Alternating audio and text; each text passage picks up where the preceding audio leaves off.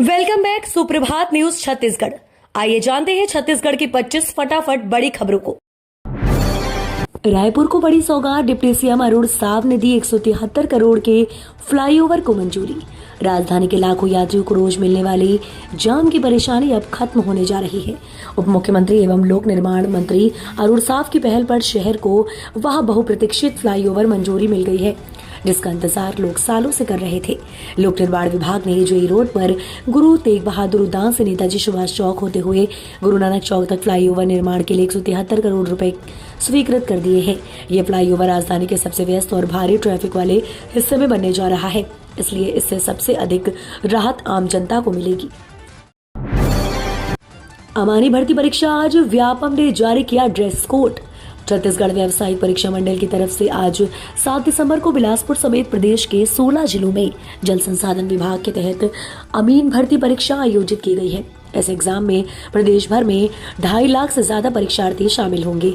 वहीं बिलासपुर में 126 परीक्षा केंद्रों में 38,000 से ज्यादा उम्मीदवार एग्जाम देंगे। प्रतियोगियों को 2 घंटे पहले एग्जाम सेंटर पहुंचना होगा। परीक्षा के दौरान जैकेट, जर्सी जैसे कपड़ों पर बैन है। परीक्षार्थियों को हल्के रंग के आधी बाही वाले कपड़े और बिना पॉकेट वाली स्वेटर पहनकर परीक्षा देनी होगी। स्कूलों के समय में बदलाव, डीईओ ने जारी किया आदेश। ठंड के चलते प्रदेश में एक और जिले में स्कूल के समय बदल गया है। इस संबंध में जिला शिक्षा अधिकारी ने आदेश जारी किए हैं। कोरबा जिले में पड़ रही ठंड के कारण बच्चों के स्वास्थ्य पर पड़ने वाले दुष्प्रभाव को ध्यान में रखते हुए विद्यार्थी हित में कलेक्टर अजीत वसंत के निर्देश पर डीईओ ने जिले में संचालित शासकीय अशासकीय अनुदान प्राप्त शालाओं, मदरसा विद्यालयों के संचालन में 31 जनवरी तक बदलाव किया गया है। 8:30 से 12 बजे तक एवं वरिष्ठ विद्यालयों का समय दोपहर 12:15 से 4:30 बजे तक कर दिया गया है। एसआईआर के बीच में अब ट्रेनिंग का झमेला, 8 दिसंबर से 10 जनवरी तक ट्रेनिंग। एसआईआर के बाद अब शिक्षकों को 3 दिन की ट्रेनिंग लेनी होगी। इसके लिए विभाग ने कैलेंडर भी जारी कर दिया है।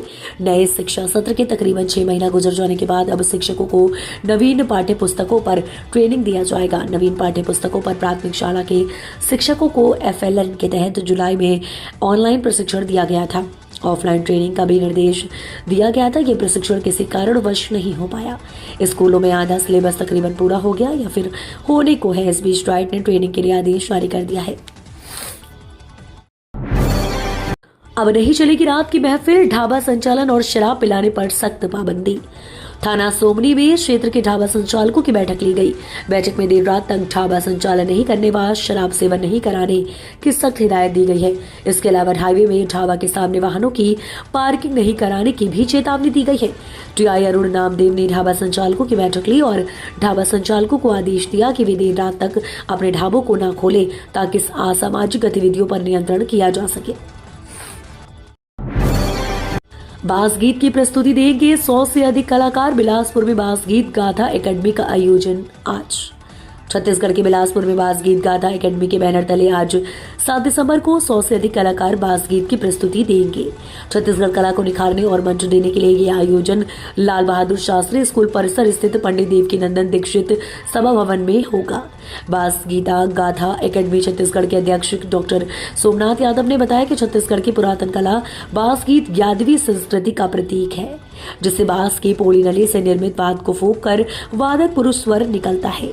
साथ ही कलाकार यादवों की संस्कृति और ऐतिहासिक चरित्रों की गीत के माध्यम से प्रस्तुति करते हैं। छत्तीसगढ़ बिजली बिल में 12% एफपीपीएएस का झटका, 65 लाख उपभोक्ताओं के लिए बिल महंगा। छत्तीसगढ़ के करीब 65 लाख बिजली उपभोक्ताओं को नवंबर के बिल में fuel and power purchase adjustment surcharge का जोरदार झटका लगने वाला है। सीएसपीडीसीएल ने कुल 12% अतिरिक्त शुल्क लगाने का ऐलान किया है, जो ईंधन कीमतों और बिजली खरीद लगा के उतार चढ़ाव को समायोजित करता है। ये वीसीए के स्थान ले चुका है। मासिक परिवर्ती अधिभार उपभोक्ताओं के लिए महंगा साबित हो रहा है। नवंबर के बिल में अक्टूबर महीने के 9.59% और नवंबर के 2.41% एफपीपीएएस बकाया जोड़कर वसूली होगी। इससे घरेलू व्यावसायिक सभी श्रेणी के बिल बढ़ेंगे। खासकर उच्च खपत वाले उपभोक्ताओं को ज्यादा नुकसान होगा। छत्तीसगढ़ में 1 लाख आउटसोर्स कर्मियों का 28 दिसंबर को बड़ा आंदोलन, सेवा नियमितीकरण और समान वेतन की मांग। छत्तीसगढ़ में सरकारी विभागों में कार्यरत करीब 1 लाख आउटसोर्स कर्मी 28 दिसंबर को राज्य सरकार के खिलाफ विधानसभा और मुख्य स्थानों पर बड़ा आंदोलन करेंगे। छत्तीसगढ़ प्रगतिशील अनियमित कर्मचारी फेडरेशन ने ये ऐलान करते हुए बताया कि इनकी मुख्य मांग सेवा नियमितीकरण, समान वेतन और सामाजिक सुरक्षा कानूनों का पालन सहित आउटसोर्सिंग व्यवस्था को समाप्त करना है।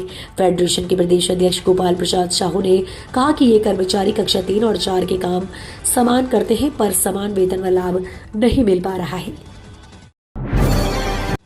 पंचायत एवं ग्रामीण विकास विभागों के कार्यों की कलेक्टर ने की समीक्षा।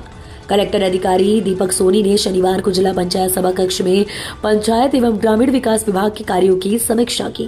उन्होंने प्रधानमंत्री आवास योजना, ग्रामीण सहित अन्य योजनाओं की विस्तृत समीक्षा की और फील्ड पर योजनाओं का क्रियान्वयन गंभीरतापूर्वक करने के निर्देश दिए। इस दौरान पीएम आवास निर्माण में कम प्रगति पर कसडोल विकासखंड के 2 तकनीकी सहायकों को नोटिस जारी करने के निर्देश दिए। कलेक्टर ने कहा कि पंचायत एवं ग्रामीण विकास विभाग के माध्यम से सभी योजनाओं की पहुंच सुनिश्चित हो सकती है। नक्सलियों के कोर जोन में खुला कैंप, बीजापुर नारायणपुर के पहुंच विहीन गांव को जोड़ा गया। एक और जहां जवान नक्सलियों की मार में घुसकर उन्हें मुंहतोड़ जवाब देने के साथ ही उनके कोर जोन में लगातार सुरक्षा कैंप का निर्माण कर रहे हैं। जवानों के इस हौसले और ग्रामीण क्षेत्रों में खुले रहे कैंप से अब ग्रामीण भी राहत की सांस ले रहे हैं। इस तारतम्य में जवानों ने नक्सलियों के सबसे सेफ जोन पल्लेवाया में नवीन कैंप खोलकर ग्रामीणों को राहत पहुंचाया। बता दें कि दंतेवाड़ा जिले के पल्लेवाया में नवीन सुरक्षा कैंप खोला गया है, जिसके बारे में आला अधिकारियों ने बताया कि अति नक्सल प्रभावित बीजापुर तथा अबूझमाड़ क्षेत्र के ग्राम पल्लेवाया में जिला दंतेवाड़ा पुलिस तथा सीआरपीएफ 165वीं वाहिनी द्वारा नया फॉरवर्ड ऑपरेटिंग बेस कैंप खोला गया है। अवैध धान पर एक दिन में अब तक की बड़ी कार्यवाही, 2052 कट्टा अवैध धान जब्त। कलेक्टर दीपक सोनी के निर्देशानुसार अवैध धान भंडारण एवं परिवहन पर राजस्व विभाग, खाद्य विभाग एवं मंडी की संयुक्त टीम द्वारा कड़ी निगरानी की जा रही है। संदिग्ध बिचौलियों के प्रतिष्ठानों पर दबिश दी जा रही है, इससे सफलता मिल रही है। इसी कड़ी में विभिन्न तहसीलों में संयुक्त टीम के द्वारा 5 प्रकरण में 2052 कट्टा अवैध धान जब्त किया गया, जो एक दिन में की गई अब तक की बड़ी कार्यवाही है। जानकारी के अनुसार भाटापारा तहसील में अमित चावल उद्योग से गगनदीप पोहा मिल ले जाया जा रहे थे। 800 कट्टा अवैध धान जब्त किया गया। सोना खान तहसील के अंतर्गत ग्राम बया में संयुक्त टीम द्वारा विकास ट्रेडर्स पर दबिश दी। राज्य न्यायालयिक विज्ञान प्रयोगशाला को बनाया गया इलेक्ट्रॉनिक साक्ष्य परीक्षक छत्तीसगढ़ के लिए एक बड़ी उपलब्धि है। राजधानी रायपुर के पुलिस लाइन कैंपस स्थित राज्य न्यायालयिक विज्ञान प्रयोगशाला छत्तीसगढ़ को इलेक्ट्रॉनिक साक्ष्य परीक्षक बनाया गया है। इसकी अधिसूचना इलेक्ट्रॉनिक और सूचना प्रौद्योगिकी मंत्रालय ने राजपत्र में प्रकाशित कर दिया है। अब छत्तीसगढ़ में डिजिटल ठगी, साइबर फ्रॉड मामले की जांच की रिपोर्ट सबूत के तौर पर मिलेगी। ज्वाइंट डायरेक्टर TL चंद्रा ने बताया, अब छत्तीसगढ़ में डिजिटल ठगी, साइबर फ्रॉड मामले की जांच रिपोर्ट सबूत के तौर पर मिलेगी। सभी कोर्ट जैसे जिला court, high court, supreme court में सबूत की पुष्टि मान्य होगी। छत्तीसगढ़ में बढ़ेगी ठिठुरन, कई जिलों में तापमान और गिरने की संभावना। छत्तीसगढ़ इन दिनों उत्तर भारत की ठंडी हवाओं की चपेट में है। प्रदेश के ज्यादातर हिस्सों में तापमान सामान्य से नीचे दर्ज किया जा रहा है। उत्तरी छत्तीसगढ़ का अंबिकापुर इस समय सबसे ज्यादा सर्दी झेल रहा है, जहां रात का पारा 6 से 7 डिग्री सेल्सियस तक आ गया है। राजधानी रायपुर में भी ठंड का असर साफ दिख रहा है। यहाँ न्यूनतम तापमान 12 से 13 डिग्री सेल्सियस के आसपास बना हुआ है, जबकि दुर्ग जिले में रात का पारा करीब 11 से 12 डिग्री सेल्सियस तक दर्ज किया जा रहा है।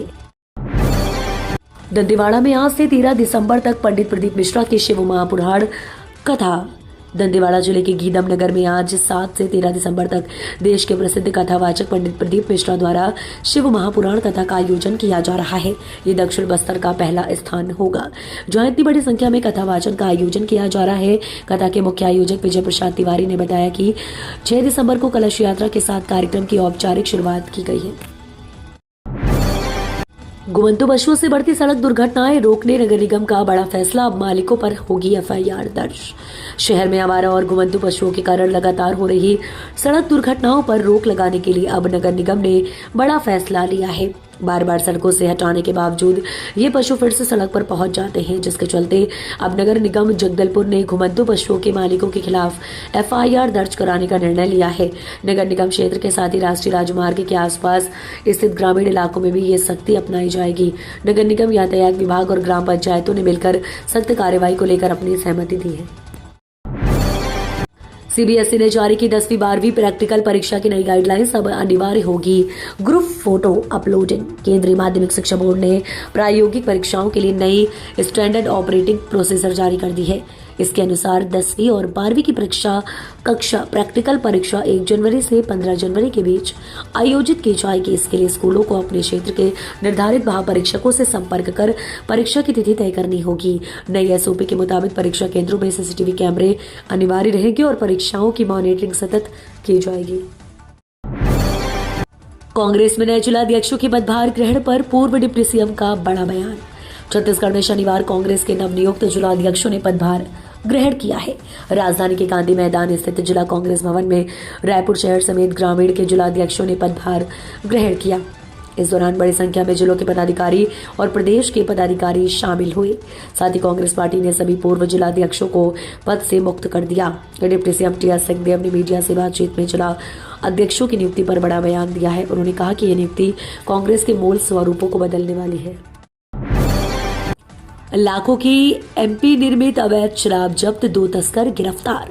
शराब तस्करी पर बसंतपुर पुलिस ने बड़ी कार्रवाई करते हुए 2 आरोपियों को गिरफ्तार कर लाखों रुपए की मध्य प्रदेश निर्मित अवैध शराब जब्त की है। पुलिस के अनुसार आरोपी कार से भारी मात्रा में शराब को राजनांदगांव जिले में खपाने की कोशिश में था। सूचना मिलने पर पुलिस की टीम ने RK नगर इलाके में पॉइंट लगाया। जांच के दौरान संदिग्ध कार को रोककर तलाशी ली तो उसमें बड़ी मात्रा में अवैध शराब बरामद की गई। पुलिस अधीक्षक अंकिता शर्मा के निर्देश पर बसंतपुर क्षेत्र में असामाजिक तत्वों एवं अवैध गांजा, शराब व नशीले पदार्थों की बिक्री में संलिप्त लोगों के विरुद्ध लगातार अभियान चलाया गया है।